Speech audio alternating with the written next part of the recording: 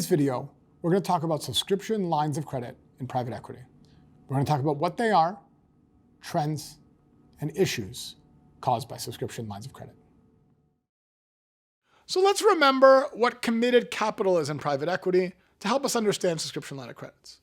And so committed capital is when an investor commits to a private equity fund.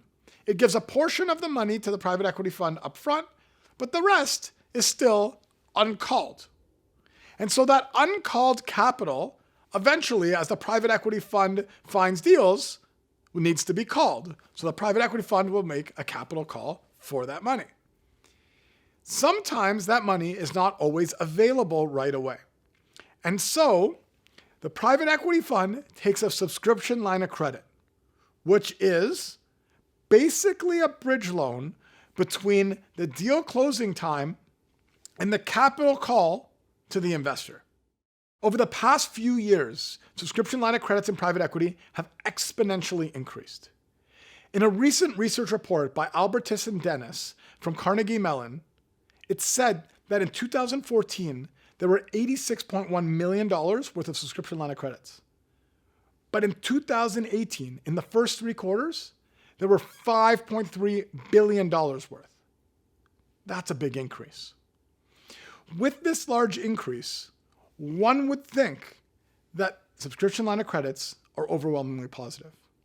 Now, they do give flexibility on the capital calls, but there are also some drawbacks. The first drawback is in the calculation of IRR using subscription line of credits. And to really understand this, I'm going to explain an extreme example. Let's say a private equity fund invested in a company at time 0 for $100 million and sold its investment at time 2 for $200 million. If the private equity fund called capital from the investor at time 0 right away and sold the company in 2 years and gave the money directly back to the investor, they would make $100 million on the initial $100 million investment, which would be a 41% compounded annual return for 2 years. Now, let's say that private equity fund used a subscription line of credit. And instead of calling the capital from the investor at time 0 to buy the company for $100 million, the private equity fund would borrow $100 million from the bank through the subscription line of credit to invest in the company at time 0.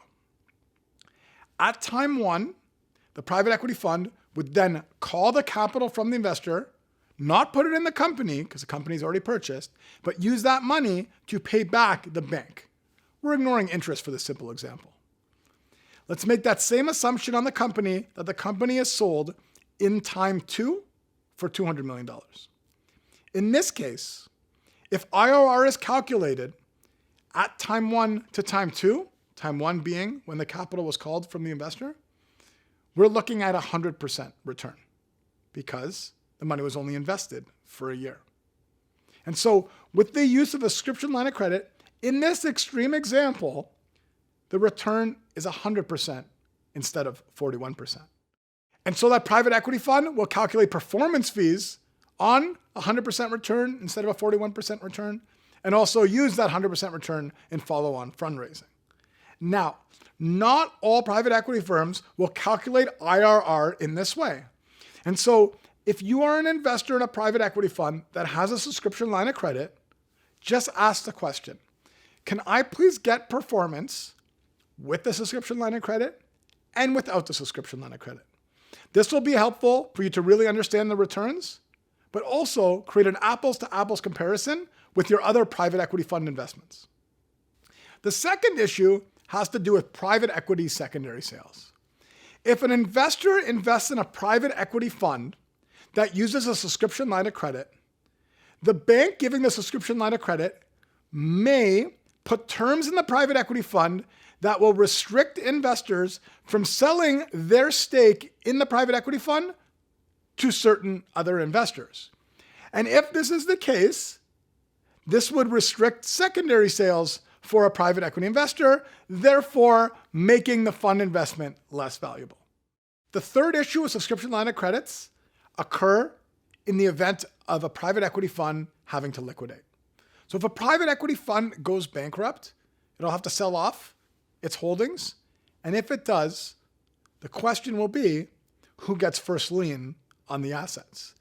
And so when investors are investing in a private equity fund that has a subscription line of credit, investors need to read the fine print and see what happens in the event of liquidation.